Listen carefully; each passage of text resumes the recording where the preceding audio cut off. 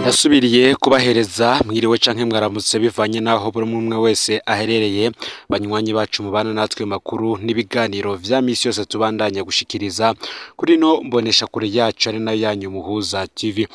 Uyu ni umwe tugiye kubageza ko amakuru agezwe ko ariko aravugwa cyane muri iki gihugu cy'u Burundi, akaba ari amakuru tuzakugaruka kuyarabana n'igisata c'ubutungane kandi nanone gifisa aho gihurira n'igisata c'agateka kazina muntu.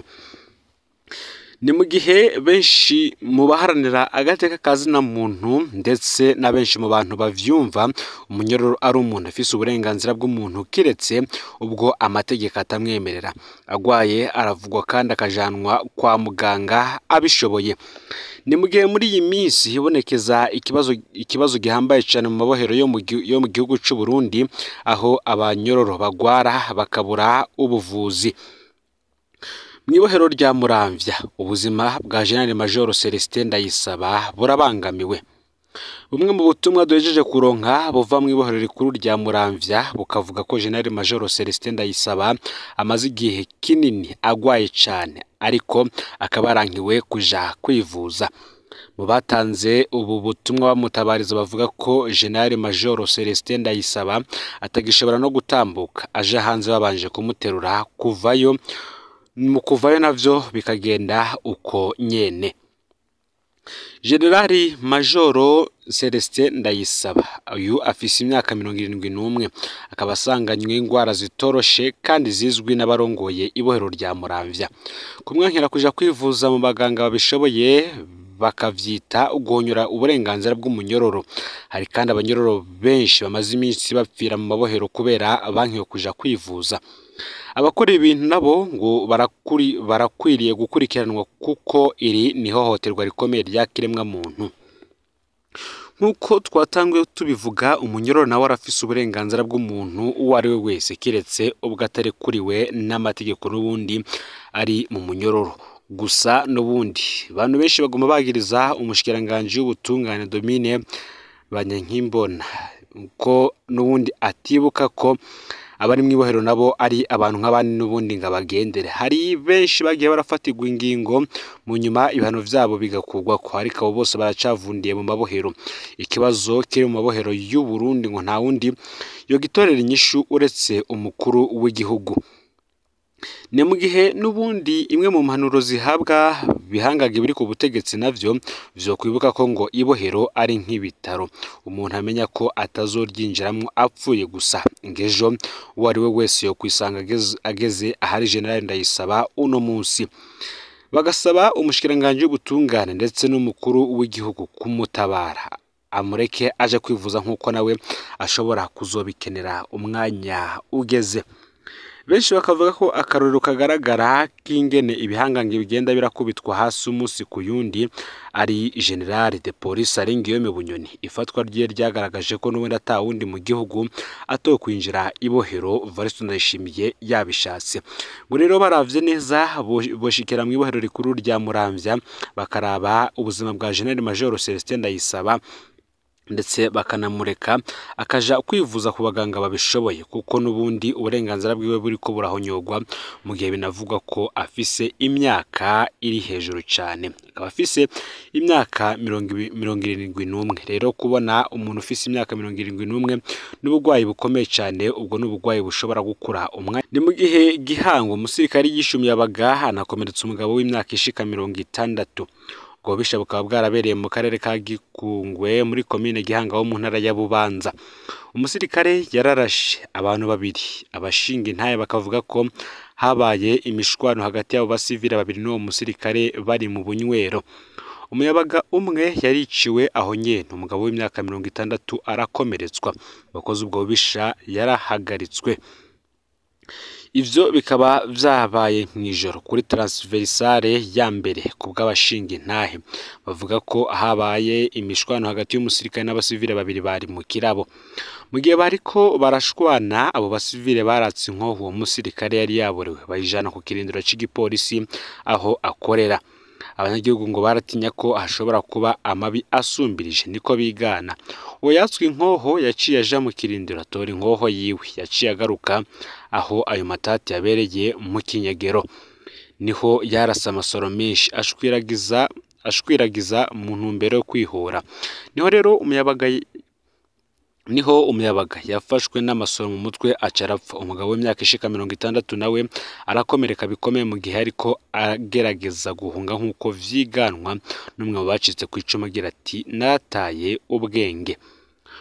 Uwo musirikare yahagaritswe na bagenzi we acajanwa i Bujumbura mu gisagara aho apfungiwe. Ntiharamenyekana ariko muri ibi bihe abasirikare baca bapfungirwa mu gasho k'igipolisi kijejwe indero y'abasirikare. Kubera ivyo vyabaye, abanyagihugu bari mu gashavu basaba intwaro n'indongozi mu gisirikare kwimura abasirikare bose bo ku kirindiro ca Gihungwe bigenza nabi kandi bazwi ko batoteza abanyagihugu. Musanteri wa komine Gihanga Leopold Ndayisano n'ujejwe ibikorwa vya gisirikare muri iyo komine barahumuriza abanyagihugu bemera ko hazoba urubanza rudahengamye. Nimwe kandi kuri uyu w'Imana mu gatondo igipolisi n'igisirikare cyazindutse gikora umukwabo igihungu. Abantu bashika 50 badafise ikarata ndangamuntu barahagaritswe barekuwe batangishijwe ngumwe wese ihadabura ingana n'ibihumbi 2 vy'amafaranga y'amarundi.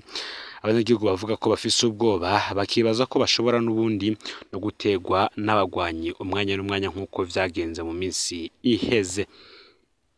Nimwe kandi nk'uko tubitangarizwa ishira Brarudi iti ikena ry'ibinyobwa vyacu bimwe nka Amstel na Primus ku isoko biterwa n'umutekano muke bibonekeza mu kiyaga gitukura. Haraheze neza indwi zababaza ibiri ibinyobwa nka Amstel Primus Black biboneka nabi mu bubare butandukanye. Naho zigize ngo ziraboneka zitangwa ku kimenyane. Iyo ataruko naho ngasanga kuyironswa bisaba kuba waguze cankuza kugura nk'imfungurwa muri ako kabare. Ishirahamwe Brarudi ribicishiye mu itangazo naryo ryagize ico rishikiriza kuri iryo kena rikavuga ko biva ku kibazo c'umutekano muke uri mu kiyaga gitukura Mer Rouge. Ibituma haba ugucererwa kw'ibikoresho vy'ibanze vyifashishwa mu gukora izo nzoga. Iryo shirahamwe rirahumuriza abarundi cane abihereza ibinyobwa vyaryo ko riri kumwe na leta rigiye kugwiza utwigoro kugera umuti w'ikibazo utogwe. Nayo kubibaza ko iryo kena ry'ibinyobwa ryoba riterwa nuko iryo shirahamwe ribishora hanze, Brarudi yishura ko ibisohoka ari bike cyane ugereranije n'ivyo iba yahinguye. Tubibutse ko ikena ry'ibinyobwa vya Brarudi atari rya mbere ryibonekeza.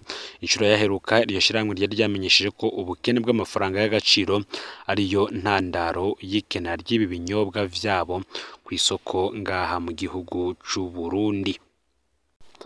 Mu yandi makuru mu gihe intambara y'Uburusiya na Ukraine imaze imyaka 2 itanguye, abarundi abanyarwanda n'abanyekongo bahunze bava muri Ukraine bavuga ko batiranwe n'ibihugu vya Buraya bahungiyemwo.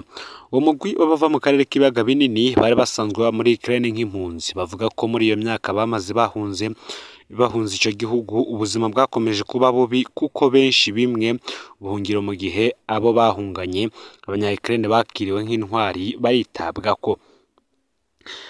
Mbayingabo w'imyaka 58 n'umunyarwanda avuga neza ururimi rwa Ukraine. Intambara yateye amaze imyaka irenga 30 muri Ukraine aho yari yaronse ubuhungiro kuva mu mwaka w'1994 Jenoside yo mu Rwanda itanguye.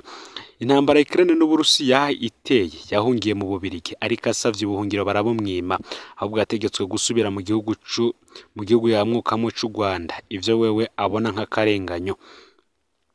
Mwijwi ririmwo agahindagira ati jewe navuye mu Rwanda mu mpera z'imyaka ya 1980 nja kwiga mu cahoze ari Republika Zunze Ubumwe bwa Soviet hanyuma nungururiza muri Ukraine ariho nabaye imyaka irenga 30. Nahize ibijanye no gukora imiti pharmacy ntivyakunze ko nsubira mu Rwanda kuko mu mwaka w'1994 haciye haba Jenoside cagoma muri Ukraine aho nigisha icongereza ku mugwa mukuru i Kiev. Mbayingabo avuga ko yabaye mu bisagara birenga 5 muri ico gihugu aho mbere yigeze kubakana n'umugore w'umunya-Ukraine, ariko avuga ko icamutangaje ageze mu Birigi bamwimye ubuhungiro kabiri bakamubwira gusubira mu Rwanda kandi umuryango wiwe wose warahunze.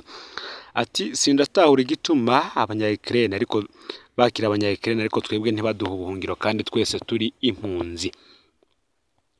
Ivyo babihuriza ko na Chimanga yamuka muri Republika Iharanira Intwaro Rusange ya Kongo yavuye i Kinshasa mwaka w'2010 ahungira muri Ukraine intambara iteye aca ahungira mu Bubiligi nawe nyene yari mu buhungiro ategekwa gusubira muri Kongo ivyo we atinya ati ntibishoboka ko nosubira muri Kongo naje mpunga sintahura ukuntu tudafatwa kumwe n'abanya-Ukraine twahungiye rimwe kuva tuva muri Ukraine.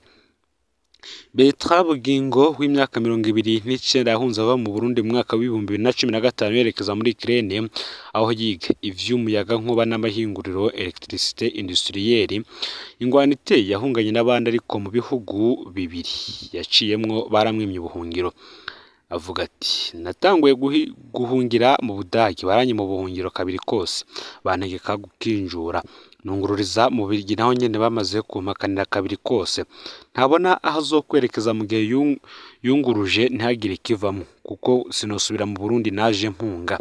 Nawe nyene ntiyumva ingene abanya-Ukraine bigana bakire nk'intwara ati twebwe baturaba irarirari.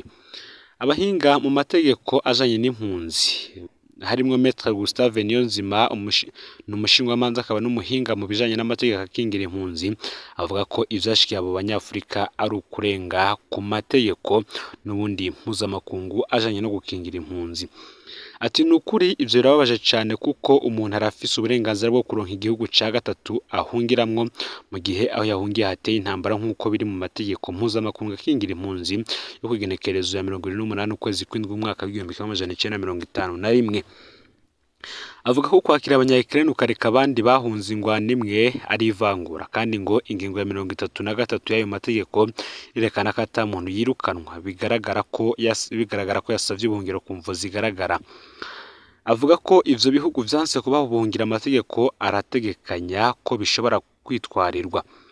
Ni mu gihe ikimenyesha makuru c'abongereza BBC gahuza miryango c'abajije gisata kijejwe kwakira impunzi n'abimukira mu Bubiligi kibivuga ko bishuye ko bo bisunga amategeko mpuzamakungu kandi ko ubudashinya ashobora kunguruza henshi yashoboka kuko amategeko abimurekurira.